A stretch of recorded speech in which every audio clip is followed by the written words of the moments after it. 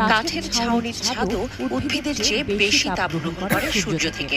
এটা হলো একটা শহরের তাপদ্বীপ প্রভাব। নির্দিষ্ট একটা এলাকার তাপমাত্রা যখন আশপাশের এলাকার তাপমাত্রার চেয়ে বেশি পার্থক্যে থাকে, তাপমানচিত্রে সেটাকে বিচ্ছিন্ন দ্বীপের মতো দেখায়। এই কারণে গ্রামের চেয়ে শহরের তাপমাত্রা বেশি থাকে।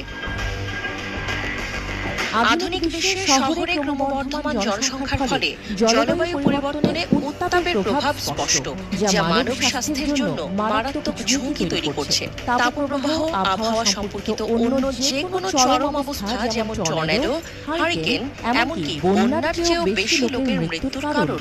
সিঙ্গাপুরে তাপীয় সমস্যা থেকে উত্তরণে নগরের তাপদ্বীপ প্রশমন কৌশল নিয়ে গবেষণা করছেন একদল গবেষক। এ প্রকল্প কুলিং সিঙ্গাপুর নামে পরিচিত।